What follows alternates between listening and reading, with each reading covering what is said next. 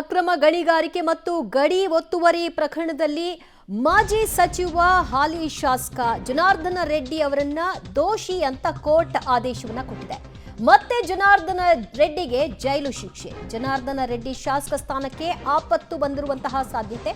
ಓಬಳಾಪುರಂ ಗಣಿಗಾರಿಕೆ ಕೇಸ್ನಲ್ಲಿ ರೆಡ್ಡಿಗೆ ಜೈಲು ಶಿಕ್ಷೆಯಾಗಿರೋ ಹಿನ್ನೆಲೆಯಲ್ಲಿ ಶಾಸಕ ಸ್ಥಾನದ ಕಥೆ ಏನಾಗುತ್ತೆ ಅನ್ನುವಂತಹ ಪ್ರಶ್ನೆ ಶಾಸಕ ಸ್ಥಾನಕ್ಕೆ ಕುತ್ತು ಬಂದಿದೆ.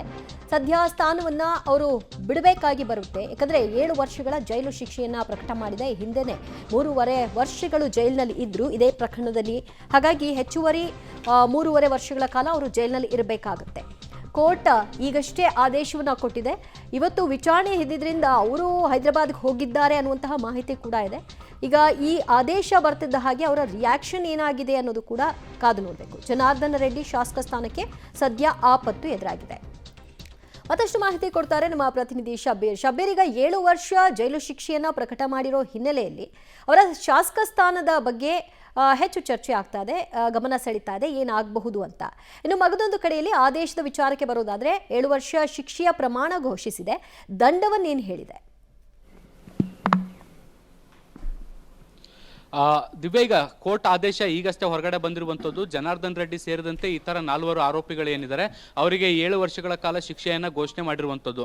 ಸೊ ಈ ಒಂದು ಪ್ರಕರಣದಲ್ಲಿ 808 ಪ್ರಮುಖ ಸಾಕ್ಷಿದಾರ ಮತ್ತು ದೂರದಾರಾಗಿರ್ತಕ್ಕಂಥ ಟಪಾಲ್ ಗಣೇಶ್ ಅವರಿದ್ದಾರೆ, ಅವ್ರನ್ನ ಮಾತಾಡ್ಸೋಣ. ಸರ್, ಈಗ ನೀವು ಮೈನಿಂಗ್ ಹಗರಣಕ್ಕೆ ಸಂಬಂಧಪಟ್ಟಂತೆ ಸಾಕಷ್ಟು ದೊಡ್ಡ ಮಟ್ಟದಲ್ಲಿ ಹೋರಾಟ ಮಾಡಿದ್ರಿ ಸರ್. ತಾವು ಕೂಡ ಪ್ರಮುಖ ಸಾಕ್ಷಿಯಾಗಿದ್ರಿ. ಇದೀಗ ಒಬ್ಬ ಮೈನಿಂಗ್ ಅಕ್ರಮ ಪ್ರಕರಣಕ್ಕೆ ಸಂಬಂಧಪಟ್ಟಂತೆ ಇವತ್ತು ಸಿಬಿಐ ಕೋರ್ಟ್ ತೀರ್ಪು ಕೊಟ್ಟಿದೆ. ಜನಾರ್ದನ್ ರೆಡ್ಡಿ ಅವರು ದೋಷಿ ಅನ್ನುವಂಥದ್ದನ್ನ ಹೇಳಿದೆ ಸರ್. ಆದ್ರೆ ಇನ್ನೂ ಕೂಡ ಶಿಕ್ಷೆಯ ಪ್ರಮಾಣವನ್ನು ಪ್ರಕಟ ಮಾಡಿಲ್ಲ. ಸೊ ಈಗ ಫಸ್ಟ್ ರಿಯಾಕ್ಷನ್ ಏನು ಸರ್? ವರ್ಷ ಕೊಟ್ಟಿದೆ ಸರ್. ಫಸ್ಟ್ ರಿಯಾಕ್ಷನ್ ಆಗಿ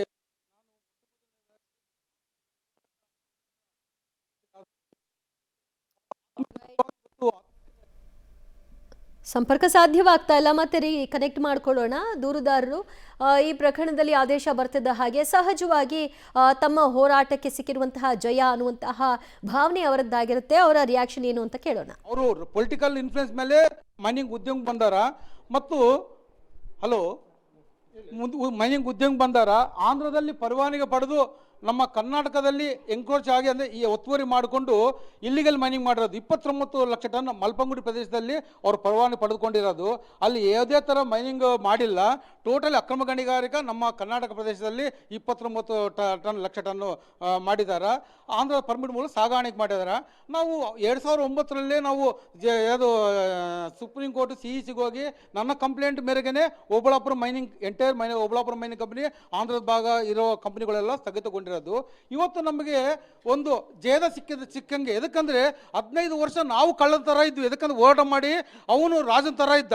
ಇವತ್ತು ನಿಜವಾಗ್ಲೂ ಕಳ್ಳ ಆಗ್ಯಾನ. ನಾವು ಅವತ್ತೊಂದು ದಿವಸನೇ ಹೇಳ್ತಾ ಇದ್ದೆ, ನಿಜವಾಗ್ಲೂ ಕಳ್ಳ ಅವನೇ ಆಗೋದು, ನಿಜವಾಗ್ಲೂ ಕಳ್ಳ ಆಗೋದು. ಇವತ್ತು 100% ಕಳ್ಳ ಆಗ್ಯಾನ. ಎದಕ್ಕಂದ್ರೆ ಜನಾರ್ದನ್ ರೆಡ್ಡಿ ಅಂತ ಕಳ್ಳ ಅಂತೇಳಿ ನಾನು ಇವತ್ತು ಉಚ್ಚಾರಣೆ ಮಾಡ್ತೀನಿ. ಎದಕ್ಕಂದ್ರೆ ಅವತ್ತೊಂದು ದಿವಸನೇ ಹೇಳಿದ್ದೆ ಅವ್ರು ಕಳ್ಳತನ ಮಾಡ್ತಾ ಇದ್ದಾರೆ ಅಂತೇಳಿ. ಇವತ್ತು ಕಳ್ಳ ಅಂತ ಹೇಳಿ ದೋಷಿ ಅಂತೇಳಿ ರುಜುವಾತಾಗಿದೆ.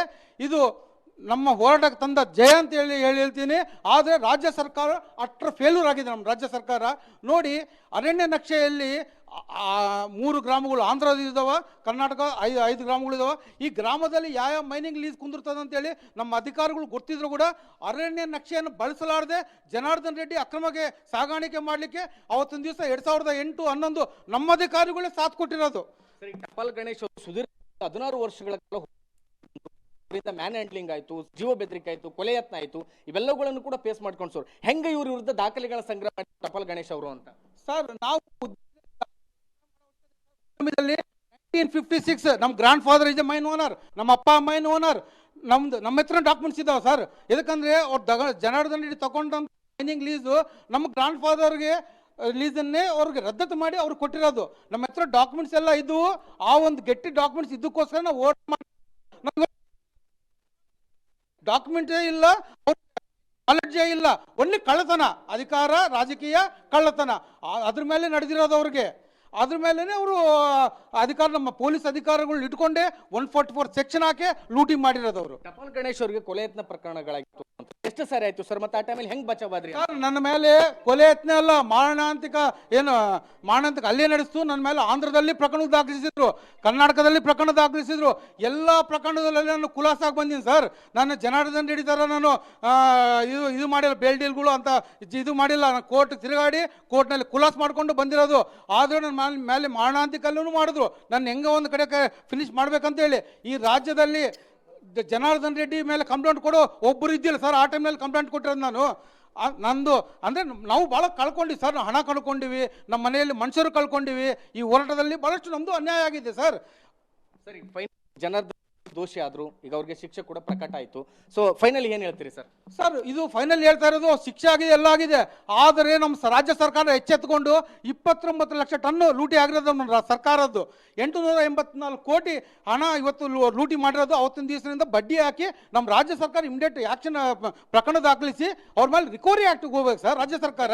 ಶಾಸಕರಿದ್ದಾರೆ ಸರ್, ಶಾಸಕ ಸ್ಥಾನ ಆಟೋಮೆಟಿಕಲಿ ರದ್ದಾಗ್ತದೆ ಸರ್. 7 ವರ್ಷ ಜೈಲು ಶಿಕ್ಷೆ ಪ್ರಕಟ ಆಯ್ತಲ್ಲ, ಆಟೋಮೆಟಿಕಲಿ ಡಿಸ್ಕ್ವಾಲಿಫೈ ಆಗ್ತಾರೆ. ಅದರಲ್ಲಿ ಎರಡನೇ ಮಾತಲ್ಲಿ ಬಿಡಿ. ಸರಿ, ಮತ್ತೆ ಕೋರ್ಟು ಅವರಿಗೆ 7 ವರ್ಷ ಶಿಕ್ಷೆ ಕೂಡ ಪ್ರಕಟ ಮಾಡುತ್ತೆ. ಇಷ್ಟೊಂದು ಪ್ರಮಾಣದಲ್ಲಿ ಶಿಕ್ಷೆ ಆಗುತ್ತೆ ಅನ್ನುವಂಥ ನಿರೀಕ್ಷೆ ಇತ್ತು ಸರ್? ನಮಗೆ ಕಂಪಲ್ಸರಿ ಇತ್ತು ಸರ್. ಇವರು ಇವತ್ತು ಈ ಪ್ರಕರಣ ಯಾವತ್ತೋ ಬೆಳಕಿಗೆ ಬಂದು ಇವತ್ತು ಜಡ್ಜ್ಮೆಂಟ್ ಆಗೋ ಪ್ರಕರಣವನ್ನು ಇವರು ಪೊಲಿಟಿಕಲ್ ಇನ್ಫ್ಲುಯೆನ್ಸ್ ಮೇಲೆ ಇದು ದುಃಖ ಅಂತ ಬಂದರು. ಆದರೆ ನ್ಯಾಯ ಎಂಬುದು ಒಂದು ದಿವಸ ಬರ್ತದೆ ಸರ್. ಆ ನ್ಯಾಯ ಎಂಬುದು ಇವತ್ತು ಬಂದಿದೆ. Thank you sir. ಅಂದರೆ ಇದಿಷ್ಟು ಈ ಒಂದು ಜನಾರ್ದನ್ ರೆಡ್ಡಿ ಅವರ ಪ್ರಕರಣದ ಪ್ರಮುಖ ಸಾಕ್ಷಿ ಮತ್ತು ದೂರದರಾಗಿರ್ತಕ್ಕಂಥ ಟಪಾಲ್ ಗಣೇಶ್ ಅವರು ಹೇಳುವಂಥ ಮಾತು. ಕ್ಯಾಮರಾಮನ್ ಭರತ್ ಜೊತೆ ಅಮರೇಶ್ ಎಲ್ಕ, ಹೊಮ್ಮಿನ ಪಬ್ಲಿಕ್ ಟಿವಿ, ಬಳ್ಳಾರಿ.